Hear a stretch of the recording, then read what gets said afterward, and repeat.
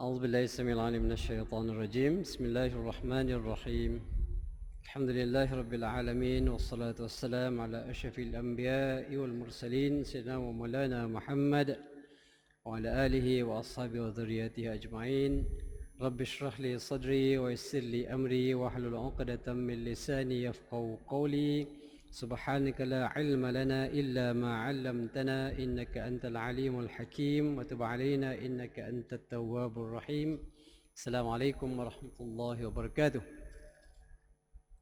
Yang dimulakan Tuan Imam, ahli jawatankuasa masjid, tuan-tuan perempuan yang dirahmati Allah Subhanahu Wa Taala, alhamdulillah wa syukurillah. Kita bersyukur kepada Allah Subhanahu Wa Taala kerana dengan limpah kurnia Allah Subhanahu Wa Taala kita masih lagi diberi peluang untuk terus untuk mengikuti pengajian kita pada kali ini, dan tajuk kita masih lagi berlegar tentang maqasid asy-syariah. Baik tuan-tuan mata Allah SWT, seperti biasa sebelum kita meneruskan pengajian kita, menyambung pengajian kita ni, kita buat sedikit ulang kaji. Apakah yang dimaksudkan dengan maqasid asy-syariah? Okey, supaya kita tak lupa tuan-tuan . Baik, secara umumnya maqasid asy-syariah adalah maksud ataupun tujuan, ataupun matlamat, objektif, ataupun dalam bahasa Arab disebutkan ahdaf, ataupun juga hikmah-hikmah yang terselindung di sebalik setiap hukum-hukum yang diturunkan oleh Allah Subhanahu Wa Taala. Sama ada hukum itu melibatkan perkara yang wajib ataupun yang sunat, ya harus, ya haram dan makruh dan sebagainya. Semuanya ada hikmah-hikmah yang tersembunyi. Sebagai contoh, hari ini kita ambil satu contoh, iaitu sifat amanah. Kita tahu bahawa sikap ataupun sifat amanah ini adalah satu perkara yang dituntut. Artinya berlaku amanah adalah satu yang diwajibkan oleh Allah Subhanahu Wa Taala. Semua orang tahu bersikap amanah itu adalah wajib untuk setiap orang. Cuma mungkin kita tidak begitu pergi jauh lebih dalam mengkaji kenapa Allah Subhanahu Wa Taala mewajibkan kita berlaku amanah. Kenapa seorang ayah perlu berlaku amanah? Kenapa ibu perlu berlaku amanah? Kenapa anak perlu berlaku amanah? Kenapa seorang guru perlu berlaku amanah? Kenapa seorang pemimpin contohnya perlu berlaku amanah?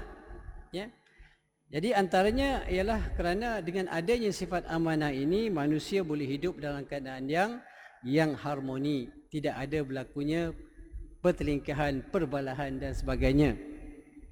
Jadi setiap orang akan dapat hak dia masing-masing bila semua orang berlaku amanah. Sebagai contoh mudahlah tuan-tuan, kalau sifat amanah ini tidak wajib, contohnya, maka dekat masjid ni apa yang berlaku? Setiap minggu, setiap hari contohnya ada orang derma tuan-tuan. Ada orang derma. Bila hari Jumaat tu kadang ribu-ribu orang derma, betul? Kalau sifat amanah ni tidak wujud, maka tak nampaklah kipas-kipas ni. Kipas-kipas gergasi ni tak ada tuan-tuan. Kutip-kutip derma masuk poket, kutip derma masuk poket, contohnya. Kalau sekiranya sifat amanah itu tidak diwajibkan oleh Allah SWT. Jadi kita simpan duit dekat bank tuan-tuan, tengok-tengok kosong duit. Sebab apa? Sebab orang-orang bank semuanya tidak amanah, kerana sifat amanah itu tidak menjadi satu kewajipan. Kalau sekiranya dia tidak menjadi satu kewajipan lah. Tapi sebab itulah Allah SWT mewajibkan kita berlaku amanah. Sama juga sekarang ni kita sibuk mengkempen ni musim pilihan raya tuan-tuan. Sabtu ni kita semua nak mengundi, nak memilih pemimpin kita. So antara ciri-ciri yang perlu kita lihat apabila kita memilih pemimpin ialah bersifat amanah. Amanah ini adalah sifat Nabi sallallahu alaihi wasallam, kita tahu sidik amanah tabligh fatanah. Dan bersifat amanah ini tuan-tuan, tak kira siapa, dia adalah satu perkara yang wajib, dan kalau mengkhianati amanah yang diberikan maka berdosa dia. Kerana Allah SWT memerintahkan kita semua bersifat amanah. Dalam Al-Quran Allah SWT menyebutkan, innallaha ya'murukum an tu'addul amanati ila ahliha wa idza hakamtum bainan nasi an tahkumu bil adl. Ya, sebenarnya Allah Taala memerintahkan. Jadi dalam hukum syarak tuan-tuan, bila ada perkataan perintah ataupun ada al-amr, ada suruhan, ada perintah, maka pada asalnya kulul amr yadullu ala al-wujub. Setiap suruhan itu menunjukkan satu kewajipan. Artinya berlaku amanah itu satu perkara yang diwajibkan oleh Allah Subhanahu Wa Taala dan nanti akan disoal oleh Allah Taala di hari akhirat. Jadi sebab itulah tuan-tuan, nak jadi pemimpin, nak jadi wakil rakyat, ya, bukan satu perkara yang mudah. Nampak mudahlah di dunia, mungkin dengan menjadi wakil rakyat kita ada peluang, banyak peluang. Contohnya, ya, untuk mendapat pendapatan yang lebih, contohnya mungkin kemasyhuran, ya, mungkin peluang-peluang dan sebagainya. Itu di dunia. Tapi kalau kita gagal menunaikan tanggungjawab kita dengan sempurna seperti mana yang diamanahkan oleh Allah Subhanahu Wa Taala, maka azab seksa Allah Taala yang menanti kita di hari akhirat. Sebab ya, bila kita jadi pemimpin, ya tuan-tuan, orang yang di bawah pimpinan kita tu adalah tanggungjawab kita. Yang wajib kita tunaikan tanggungjawab sebaiknya dan tidak boleh kita berlaku zalim kepada mereka. Mungkin kadang-kala, ya, orang-orang yang di bawah, rakyat di bawah kita tu, ya, bukan orang yang menyokong kita. Nah, contohnya, apakah harus kita berlaku zalim kepada mereka? Hukumnya tidak boleh. Tidak kiralah siapa mereka, kerana semua rakyat di bawah mana kuasa yang ataupun penguasaan kita, bawah tanggungjawab kita adalah rakyat yang wajib diberikan perhatian. Tidak kiralah sama ada mereka itu seorang Muslim atau tidak Muslim, keadilan Allah Ta'ala itu adalah meliputi semua. Dan kita tengok dalam ayat Allah Ta'ala menyebutkan وَمَا أَرْسَلْنَاكَ إِلَّا رَحْمَةً لِلْعَالَمِينَ. Inilah konsep keadilan yang ada dalam Islam, tuan-tuan. Mana keadilan itu mesti diberikan hak kepada semua mereka yang berhak, ya, tanpa mengira siapa mereka, kerana mereka semua adalah rakyat Malaysia, tuan-tuan. Itu secara umum lah, secara umum. Contoh maqasid syariah, kenapa berlaku amanah itu, sifat amanah itu satu perkara yang diwajibkan dalam Islam, ya. Itu contoh, tuan-tuan. Baik, hari ini kita sambung, tuan-tuan, rahmatullah subhanahu wa taala, cerita kita tentang maqasid asy-syariah. Sebelum ni kita dah sentuh tentang beberapa maqasid syariah yang termasuk dalam perkara-perkara yang asas yang disebutkan sebagai ad-daruriyat al-khamsah. Ada 5 perkara asas dalam maqasid syariah ni, dan dia ada level-level dia, ada dia punya tingkat-tingkat dia, tak sama semuanya. Yang disebutkan maqasid asy-syariah dalam daruriyat al-khamsah ni ada 5, tuan-tuan. Yang pertama kita dah sentuh adalah hifdzu ad-din, menjaga agama. Apa maksud menjaga agama? Antaranya ialah kita kena beriman dengan Allah SWT. Itu antaranya. Yang keduanya, kita mesti beramal dengan segala perintah Allah SWT dan meninggalkan segala larangan-larangan Allah. Itu namanya kita menjaga agama. Dan juga mempertahankan agama kita daripada serangan-serangan musuh. Itu antaranya disebutkan sebagai hifdzu ad-din. Selepas hifdzu ad-din, kita telah pun sentuh tentang hifdzu an-nafs, menjaga nyawa. Okey, apa yang perlu dilakukan oleh kita untuk jaga nyawa? Antaranya kita wajib, tuan-tuan, ya, untuk makan, minum, ya, mempunyai pakaian, mempunyai tempat tinggal, kerana itu semua boleh menjamin kehidupan kita. Artinya kalau sengaja-sengaja tak nak makan dan menyebabkan kita kebuluran dan akhirnya mati, maka berdosa kita tak makan. Itu contoh, ya. Itu contoh untuk menjaga jiwa ataupun nyawa lah, ya. Kalau kita tak jaga, boleh menyebabkan kematian, ya. Begitu juga diharamkan oleh Allah SWT kita melakukan sesuatu yang boleh membahayakan diri kita, boleh menyebabkan kematian. Kalau sengaja nak bunuh diri, apa hukum dia? Hukum dia adalah haram, ya, walaupun kita rasa apa masalahnya, kan? Kita punya nyawa, kita punya pasal lah nak hidup nak mati, kan? Tak. Nyawa ini adalah hak mutlak Allah Subhanahu Wa Taala. Dia tak boleh senang-senang je kita nak bunuh diri dan sebagainya. Okey, itu adalah disebutkan sebagai hifzun nafs. Jadi apa-apa saja perkara yang boleh membahayakan diri kita ataupun membahayakan orang lain, maka hukumnya adalah haram. Sama juga kalau seorang itu membunuh orang lain, maka hukumnya boleh dikenakan hukuman qisas. Orang bunuh, sabit kesalahan, boleh dibunuh balik, tuan-tuan. Boleh dibunuh balik mengikut hukum qisas. Kenapa? Tujuannya adalah untuk menyelamatkan nyawa manusia. Sebab kita tahu kalau hukum membunuh ini tidak ada. Harus contohnya membunuh, maka kita akan dapati orang akan membunuh dengan mudah sekali. Macam zaman-zaman jahiliah, bertengkar sikit-sikit pancung, bertengkar sikit tembak contohnya. Sebab apa? Sebab kalaulah hukum membunuh itu tidak ada dalam Islam, tapi Islam meletakkan hukuman bunuh itu dikenakan bagi mereka yang membunuh. Sebab untuk apa dia? Untuk memastikan manusia ni dapat hidup dalam keadaan aman damai, tak ada dengan mudah-mudah kena tembak, kena pancung dan sebagainya. Baik, selepas itu tuan-tuan, kita juga setelah menyentuh tentang kepentingan yang sangat penting lah, satu perkara yang sangat penting dalam kehidupan manusia, iaitu akal manusia. Agama dah jaga, nyawa dah jaga, satu perkara yang sangat penting adalah akal manusia. Kerana kalau akal manusia ini tidak dijaga, maka manusia boleh buat apa saja yang boleh menyebabkan mereka hilang akal. Boleh minum arak, boleh maknanya ambil dadah dan sebagainya. Maka kalau ini dibenarkan, maka pun jadi masalah yang besar dalam kehidupan manusia. Pergi sana sini semua orang mabuk semua. Tengah-tengah ceramah pun mabuk. Sebab contohlah, kalau sekiranya arak itu dibenarkan, tapi arak itu tidak dibenarkan. Dan cerita tentang arak ni tuan-tuan, pada peringkat awalnya arak ini tak diharamkan dalam Islam pada awalnya. Boleh minum. Jadi orang umat Islam pada zaman Nabi SAW di peringkat awalnya, mereka minum arak macam biasa. Mereka Islam, mereka solat, tapi mereka minum arak. Sebab arak pada masa itu tak diharamkan.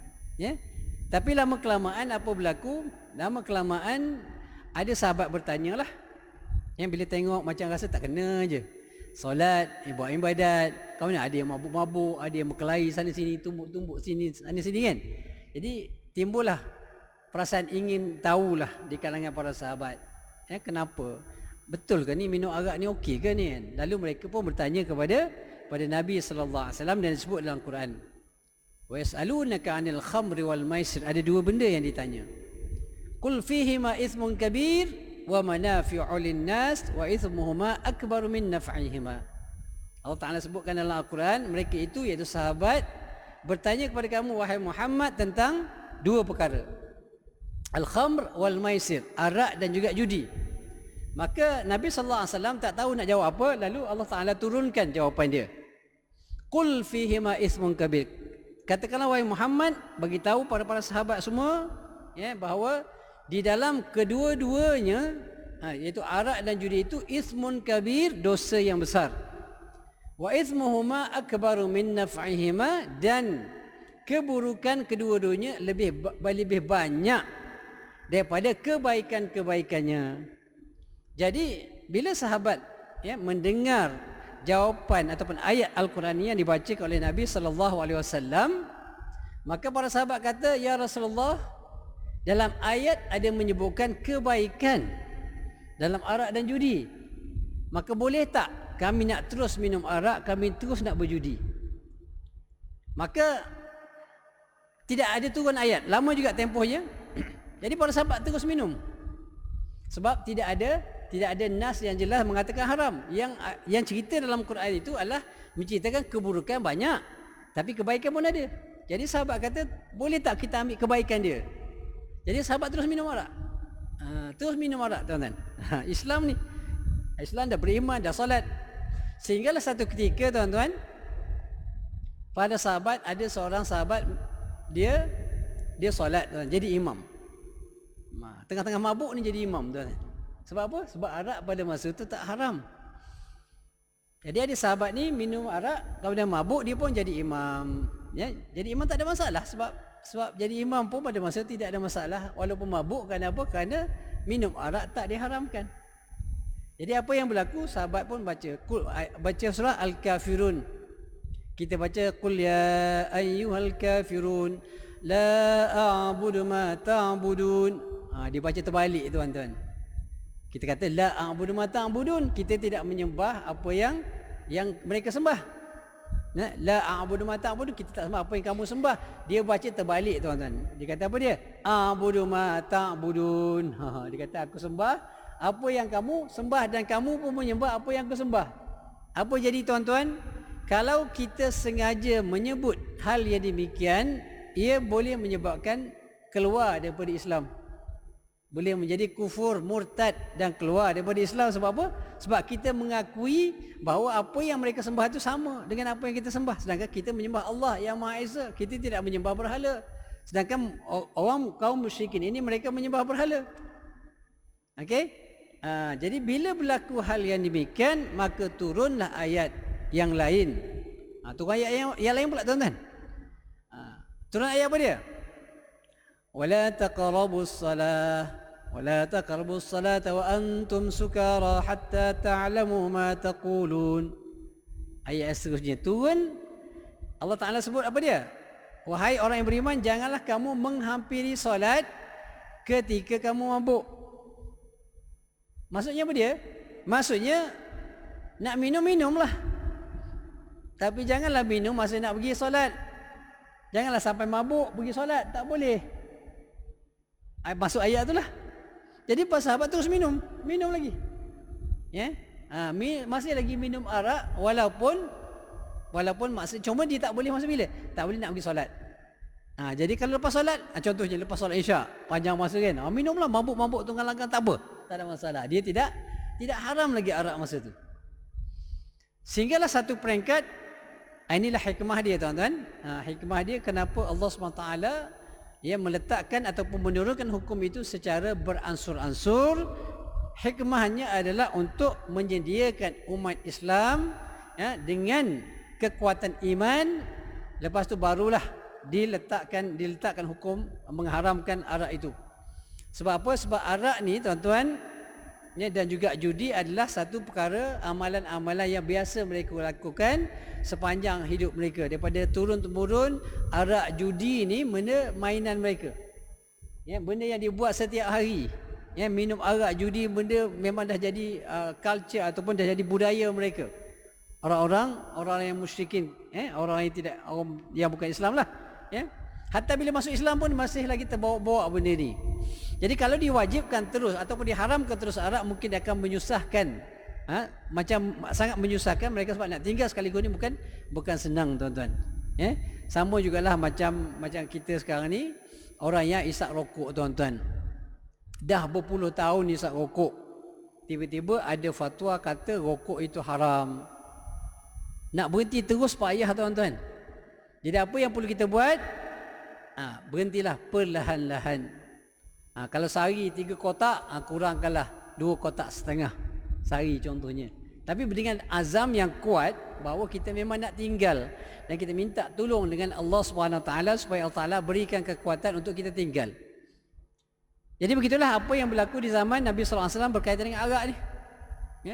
Jadi akhirnya bila dah umat Islam dah semakin kuat, semakin yakin dengan Allah SWT, yakin dengan hari kiamat, yakin dengan syurga, neraka dan sebagainya, maka barulah diturunkan ayat yang terakhir.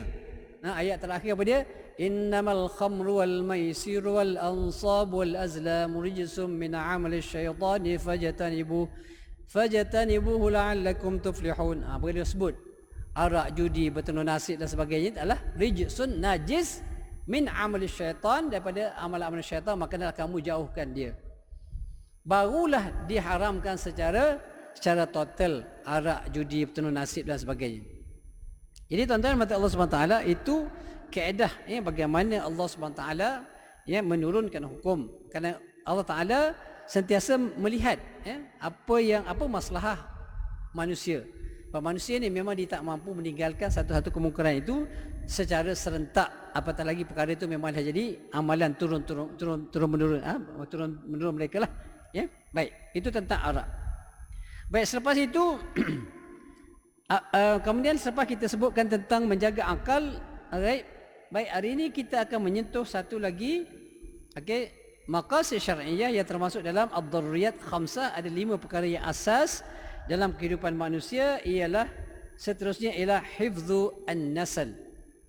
Apa maksud hifzu an-nasl tuan-tuan? Menjaga keturunan manusia. Okey, menjaga keturunan manusia ataupun menjaga nasab, ataupun disebut juga sebagai hifz al-ard, menjaga dignity ataupun dia punya maruah seseorang. Jadi maruah ni pun setelah kita jaga kita punya iman kita, menjaga agama kita, menjaga menjaga nyawa kita, kemudian menjaga akal kita, kemudian perlu juga dijaga keturunan kita, nasab kita tuan-tuan. Okey, sebab nasab, keturunan, kehormatan manusia ini juga adalah sangat penting dalam kehidupan manusia. Okey. Jadi kalau sekiranya manusia bebas melakukan apa saja yang boleh merosakkan keturunan mereka, maka akan jadi huru-hara kehidupan manusia ni. Akan berlakulah apa dia disebutkan sebagai ikhtilatu al-ansab. Yang difokuskan sini hifzun nasl, antaranya ialah kesalahan berzina tuan-tuan. Kenapa zina itu diharamkan? Kerana antaranya ialah untuk mengelakkan daripada berlakunya ikhtilatu al-ansab, bercampur aduk benih manusia ni. Kalau kita katakanlah, kalaulah dikatakan zina itu dibenarkan, apa akan jadi pada manusia? Tak kisah, isteri orang ke isteri kita sama aja, anak orang anak kita sama aja. Zina boleh berlaku dengan bebas, maka akan berlakulah kelahiran anak-anak luar nikah yang tak tahu siapa bapa dia. Kalau ini berlaku tuan-tuan, dia akan merosakkan struktur masyarakat. Kita tak kenal siapa dia, ni anak siapa ni, contohnya kita tak tahu. Anak kita pun contohnya duduk rumah kita, tapi sebenarnya mungkin anak orang lain. Sebab apa? Sebab perzinaan itu dibenarkan. Contohnya lah. Sebab itulah dia adalah satu amalan yang diharamkan. Kenapa? Kerana untuk menjaga nasab. Jadi kita kenal betul, kita yakin betul. Anak-anak yang ada dekat rumah kita ni, kita yakin betul ini anak kita betul. Tapi kalau perzinahan itu dibenarkan, kita tak kenal siapa anak kita yang sebenar. Orang lain pun juga tak kenal anak mereka. Jadi ini akan menjadi masalah yang besar dalam masyarakat. Dan selain daripada itu juga, kalau sekiranya zina ini tidak dilarang, ataupun satu perkara yang juga berkaitan dengan hubungan seksual antara manusia ialah liwat. Liwat juga diharamkan oleh Allah Subhanahu Wa Taala. Kenapa liwat diharamkan? Kerana antaranya adalah untuk menjaga nasab manusia. Kalau sekiranya liwat ini dihalalkan, contohnya lah, orang lelaki boleh kahwin dengan orang lelaki. Apa jadi pada manusia? Tak berkembanglah manusia. Orang lelaki boleh kahwin, contohnya dia boleh dikahwin, boleh kahwin secara rasmi, boleh kahwin. Dah tak suka dah orang perempuan kahwin sama lelaki. Beranak tak? Tak beranak tuan-tuan. Bila tak beranak apa jadi? Lama-lama pupuslah manusia ni. Jadi sebab itulah Allah Ta'ala haramkan liwat. Begitu juga haramkan zina. Walaupun zina ini boleh melahirkan anak, tapi kita bukan saja nak anak yang tidak berakhlak. Kita nak anak yang mempunyai akhlak, yang mempunyai keimanan kepada Allah, yang ada kualiti. Bukan saja nak keluarkan anak ataupun nak beranak saja. Sebab matlamat anak ini tuan-tuan, bukan sahaja kita nak lahirkan anak zuriat, tapi kita nak zuriat salihah. Kita nak zuriat yang salihah. Kita nak anak ramai, tapi anak ramai yang boleh mendoakan kita. Jadi nak doakan kita macam mana? Dia kena jelas itu anak kita. Kemudian bila tahu anak kita, maka kita perlu menunaikan tanggungjawab mendidik dia. Memberikan nafkah pada dia, membimbing dia, barulah dia jadi anak yang soleh. Tapi kalau anak kita tak tahu anak siapa anak kita ke anak orang, jadi macam mana kita nak didik mereka? Kita tidak akan ada rasa tanggungjawab. Jadi sebab itulah bila disebutkan tentang zina ini, dia banyak memberi kesan kepada masyarakat, kepada kemasyarakatan. Dari sudut kemasyarakatan dia sangat bahaya. Sebab itulah zina ini diharamkan oleh Allah Subhanahu Wa Taala. Baik, macam mana Allah SWT yang menjaga, apakah dia punya langkah-langkah yang perlu dilakukan bagi menjamin manusia ini sentiasa wujud, Sentiasa ada, tak pupus. Antaranya ialah Islam yang menggalakkan umatnya supaya berkahwin. Supaya berkahwin. Okey? Sebab kalau tak kahwin, macam kita sebutkan tadi, kalau tak kahwin pun orang yang berzina pun boleh melahirkan anak, tapi anak yang tidak salihah. Ya, zuriat yang bukan salihah. Kita nak zuriat salihah, maka kita kena kahwin. Dan ayat Al-Quran menjelaskan, ya, Allah SWT berfirman, a'udzubillahi minasyaitonirrajim, fankihu ma taba lakum minan nisa'i mathna wa thulatha wa ruba'. Maka adalah kamu berkahwin. Okey? Daripada wanita itu mathna 2, 3 ataupun 4. Ya? Jadi Allah Ta'ala memerintahkan kita ataupun menggalakkan kita. Dia tidak wajib secara umumnya, walaupun ulama ada menyebutkan beberapa keadaan yang mana ada kalanya berkahwin itu wajib. Tapi secara umumnya pernikahan itu asal hukumnya adalah harus. Okey, tetapi kalau sekiranya dia tidak boleh menjaga dirinya daripada terjebak dalam perzinaan dan dia ada kemampuan, maka dia wajib berkahwin. Ya, wajib berkahwin. Kalau tak kahwin sehingga menyebabkan dia berlaku zina, maka haram perbuatan tersebut. Okey, dia kena kahwin. Jadi kahwin ni tujuan dia adalah untuk menjaga manusia itu supaya manusia, generasi manusia sentiasa wujud, ya, berkembang biak seperti mana yang berlaku sejak daripada Nabi Adam sehinggalah hingga hari kiamat, dia akan terus berbiak, ya. Itu memang disebutkan oleh Allah Taala dalam Al-Quran. Kemudian Nabi SAW juga menggalakkan kita supaya berkahwin, dan bukan hanya berkahwin, tuan-tuan, berkahwin dengan orang-orang yang tertentu, kategori-kategori tertentu, sifat-sifat yang tertentu. Okey, antara sifat dia apa dia, tuan-tuan? Disebutkan oleh Nabi SAW, tazawwajul wadudul walud. Kenapa? Fa inni mukatsirun bikumul umam yaumal qiyamah. Kama qala sallallahu alaihi wasallam. Nabi galakkan kita bukan saja kahwin, tuan-tuan, tapi kahwin dengan jenis-jenis manusia yang tertentu, mempunyai sifat-sifat yang tertentu. Antaranya al-wadud. Wadud ni orang yang isteri yang mempunyai sifat yang lemah lembut, penyayang. Itu penting, ya. Ya, kalau tidak bahagialah rumah tangga kita, kan? Kalau kita kahwin isteri yang kasar, bengis, ya, yang tidak dengar, tak taat pada suami sebagainya, maka dia akan menimbulkan masalah. Selain daripada itu juga Nabi sebut apa dia? Al-walud. Al-walud ni apa dia? Al-walud ni perempuan yang boleh melahirkan anak yang ramai. Jadi kalau nak kahwin, tuan-tuan, ini antara perkara yang perlu diberikan perhatian. Kenapa? Fa inni mukatsirun bikum al-umam yaumal qiyamah. Nabi kata, aku rasa bangga, ya, aku akan merasa bangga kepada umatku yang mempunyai jumlah anaknya yang ramai.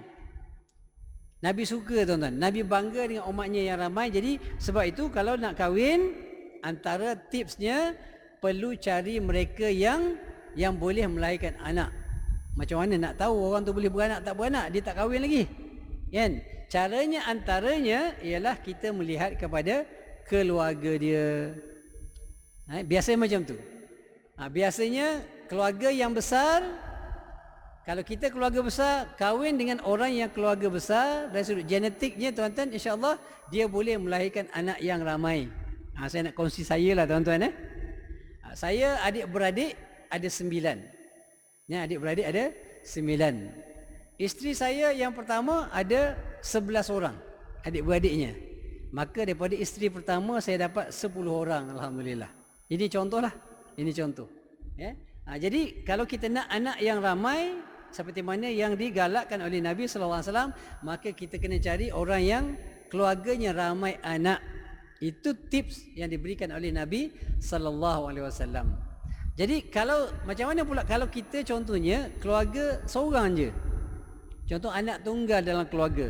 Kemudian kita nak kahwin, jangan cari maknanya isteri yang juga anak tunggal.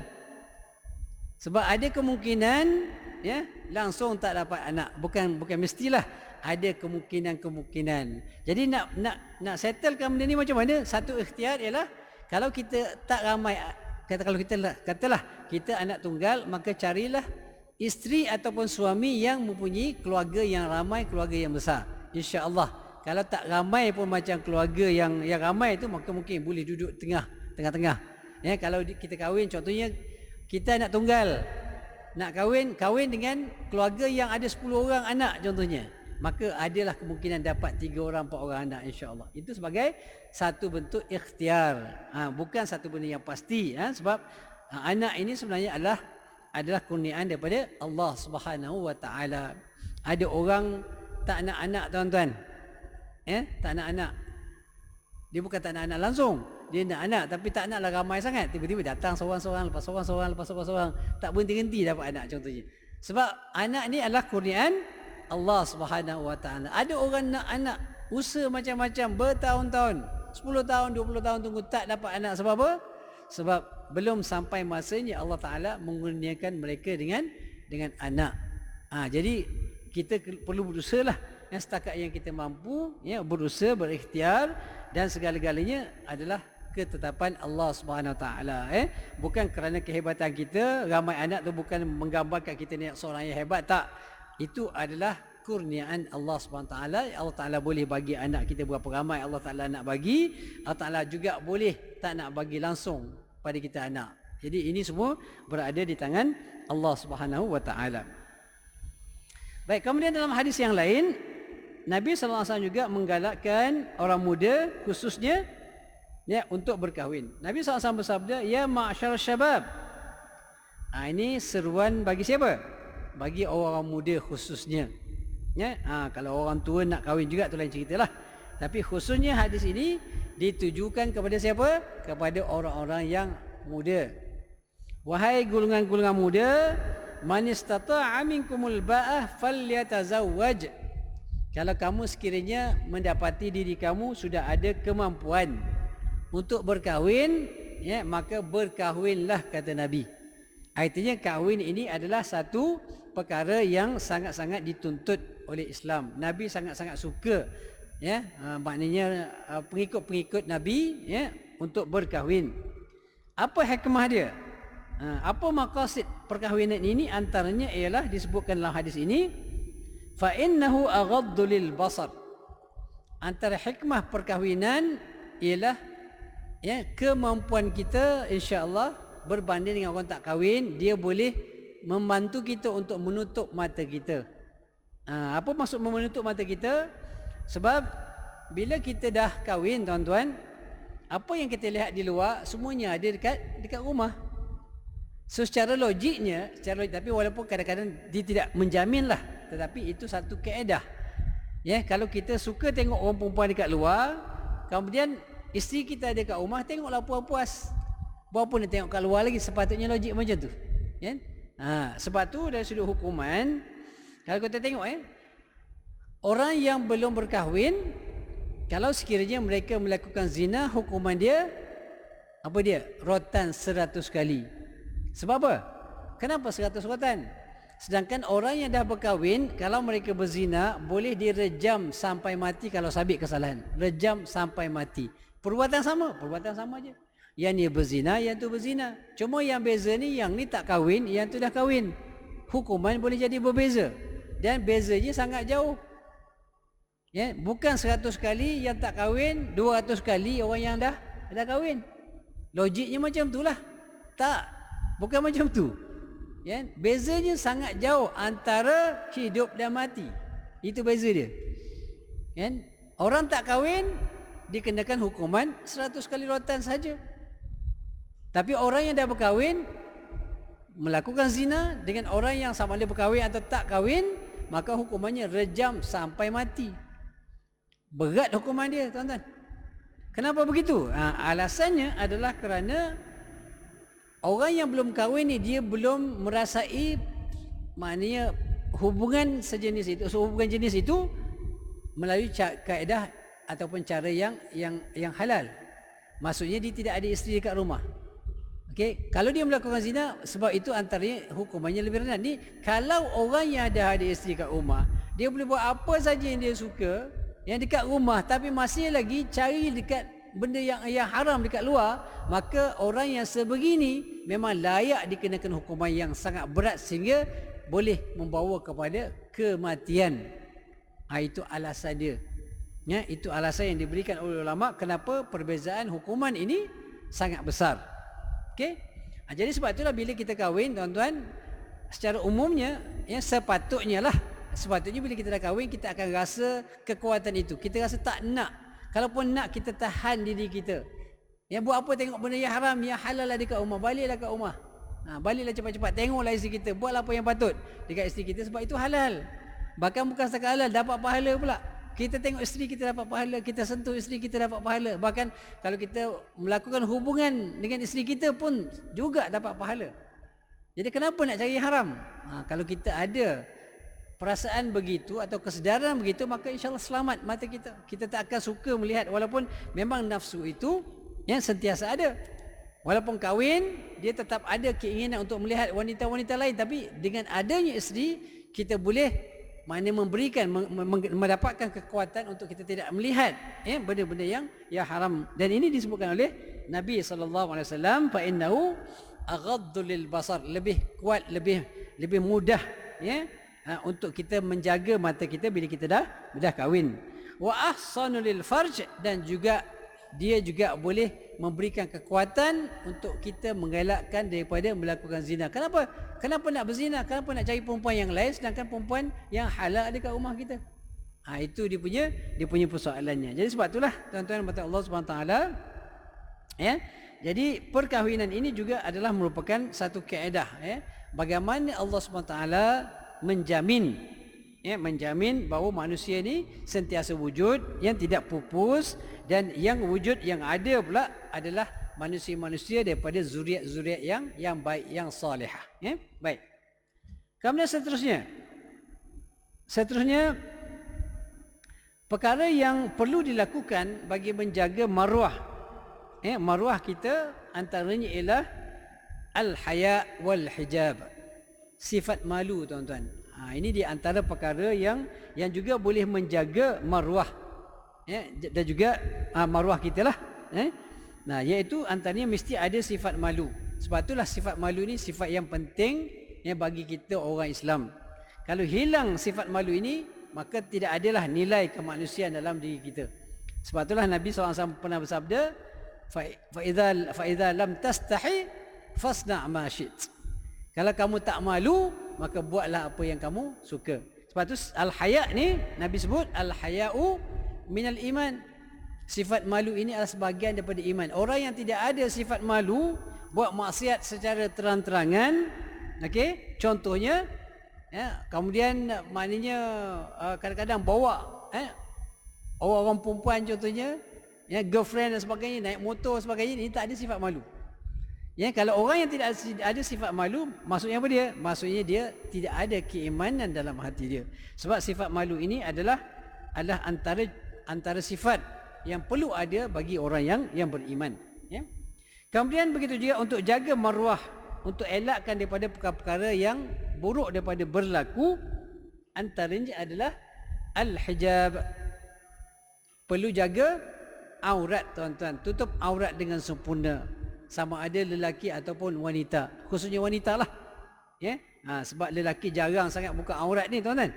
Yang buka aurat ni biasanya orang perempuan. Orang lelaki jarang-jarang. Kita tengok jarang jumpalah orang lelaki pakai seluar pendek pergi ke shopping kompleks, jarang. Ada juga, tapi tak ramai berbanding dengan orang perempuan tuan-tuan. Orang perempuan kita pergi ke mana-mana pun akan jumpa orang-orang, wanita-wanita yang mendedahkan aurat. Jadi kalau kita tidak menjaga aurat kita, maka dia boleh menyebabkan jatuh maruah kita. Dan tidak tutup aurat juga boleh menyebabkan seorang itu terjerumus dalam lembah keperzinaan. Kerana apa tuan-tuan? Kerana kalau kita pernah tengok satu cerita, pernah baca cerita yang lama juga dah berlaku. Seorang wanita yang pakai tudung cantik tuan-tuan, pakai tudung yang sempurna, tapi telah dirogol dan dibunuh. Oleh siapa? Oleh seorang pemandu bas tuan-tuan. Ini nak ceritanya kesan pendedahan aurat dalam kes-kes yang melibatkan zina dan rogol. Jadi bila orang yang memandu bas ni tuan-tuan, malu dekat KL, memandu bas, macam-macam jenis orang yang naik bas. Okey, dan ramai yang tidak menutup aurat dengan sempurna, yang bukan Islam, pakai skirt yang singkat, kemudian terdedah sana sini. Hari-hari dia tengok benda itu, tuan-tuan. Ya, hari-hari tengok benda yang haram ni, hari-hari dia akan menyebabkan dia rasa terangsang. Ya, terangsang keinginan syahwat dia. Okey? Azan, tuan-tuan. Kita berhenti sekejap. Ya.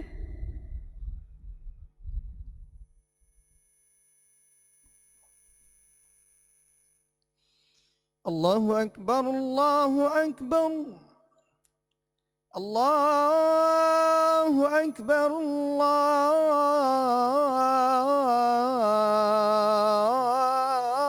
Akbar. Ashhadu an la ilaha illallah.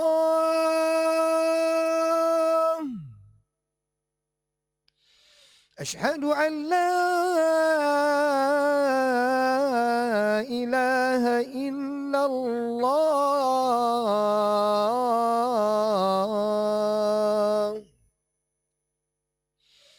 أشهد أن محمدا رسول الله.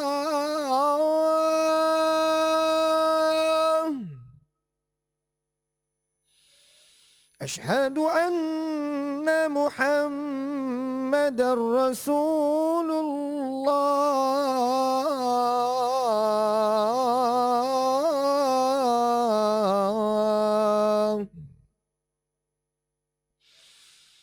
حي على الصلاة.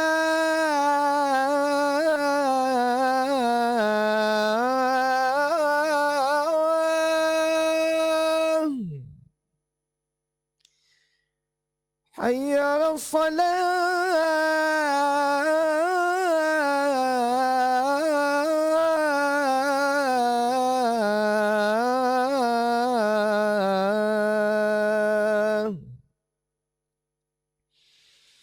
حي على الفلاح.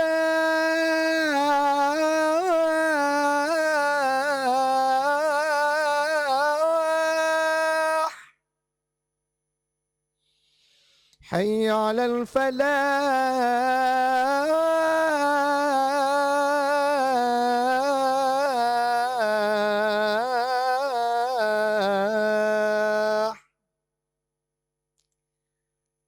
الله أكبر،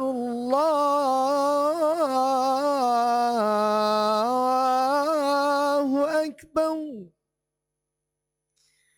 لا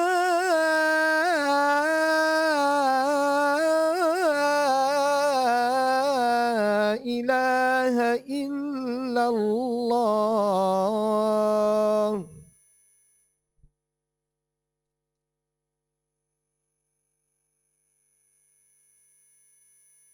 Bismillahirrahmanirrahim. Ya, tuan, kita sambung sekali lagi. Baik, sambung cerita tadi, tuan-tuan. Cerita tadi adalah berkaitan dengan kesan seseorang yang tidak menutup aurat, ya, boleh membawa kepada kes rogol dan juga kes zina. Macam mana dia boleh berlaku, tuan-tuan? Jadi kes yang berlaku ini adalah berkaitan dengan seorang pemandu bas, ya. Jadi pemandu bas dekat Kuala Lumpur.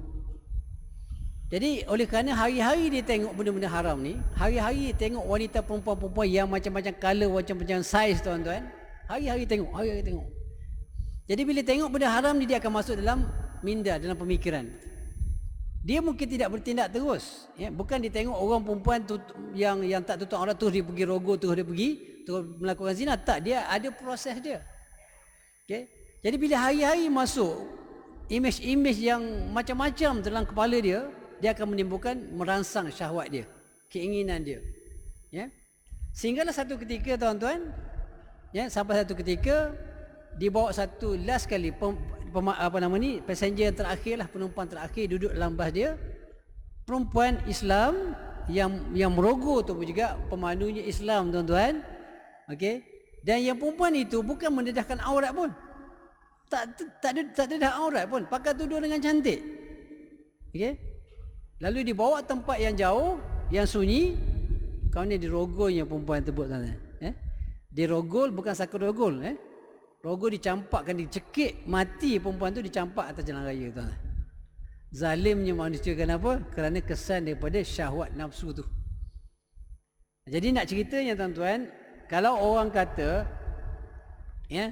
pendedahan aurat ini tidak memberi kesan ataupun tidak ada kaitan dengan kes-kes rogol, maka tak betul tuan-tuan. Maka tak betul. Sebab apa? Dengan kesan daripada melihat satu benda yang haram ini, termasuklah pornografi dan sebagainya, dia boleh memberi kesan. Okey, dia tidak buat terus tapi dia akan cari peluang-peluang. Bila ada peluang tak kisah siapa pun. Sebab tu kita tengok kes-kes rogol ni, kadang-kadang orang perempuan umur 50, 60 tahun, 70 tahun pun ada yang kena rogol. Bila manusia ni dah tak dapat menahan nafsu dia tuan-tuan, dia nak puaskan nafsu dia, budak-budak umur 3-4 tahun dirogolnya tuan-tuan. Kesan dia. Jadi sebab itulah bila Nabi SAW menyebutkan, hendaklah kita berkahwin kerana dia adalah ahsanul lil farj, kerana dia boleh menjaga kemaluan kita daripada melakukan zina, maka itu matlamat dia. Antara matlamat perkahwinan. Dan selain daripada itu juga, bila kita berkahwin, ia akan memberikan kekuatan seperti mana yang saya jelaskan tadi, untuk kita elak daripada terlibat dengan benda-benda yang diharamkan oleh Allah Subhanahu wa taala. Okey? Jadi hijab ni memainkan peranan tuan-tuan, sebab kita pasti kalau orang tengok, kalau kita lah orang lelaki biasa, orang lelaki yang biasa, yang normal tuan-tuan, kalau tak normal tu lain cerita lah. Secara umumnya kita lebih suka mengikut nafsu kita melihat orang yang mendedahkan aurat. Jadi kalau kita ada anak yang dedahkan aurat, maka itulah yang akan jadi tumpuan orang melihat. Okey, bagus ke tak bagus? Tak bagus tuan-tuan. Mungkin setengah anak-anak kita seronok bila orang tengok dapat perhatian, orang puji, orang cantiknya, seksi, seronok tuan-tuan. Tapi itu sebenarnya menjatuhkan maruah dia dan menjatuhkan maruah mak ayah dia juga. Walaupun mungkin glamour lah hari ni macam-macam tuan-tuan. Dekat-dekat macam-macam apps yang ada dekat internet ni, yang anak-anak kita, anak-anak muda, anak-anak perempuan Islam ni tuan-tuan, mendedahkan diri, menjual diri dekat internet dengan berbagai-bagai apps yang ada. Kita kadang-kadang tak tahu tuan-tuan. Jadi kena berhati-hati, kadang-kadang benda ni berlaku kat mana? Dekat rumah kita. Dalam bilik anak dapat internet, anak-anak belasan tahun tuan-tuan. Dengan macam-macam apps yang ada hari ni, boleh dedahkan, orang tengok, orang like, orang boleh dapat duit pula. Cari duit tuan-tuan. Macam-macam. Dedahkan aurat, sanggup buka pakaian, macam-macam. Allahu Akbar. Takut kita tuan-tuan.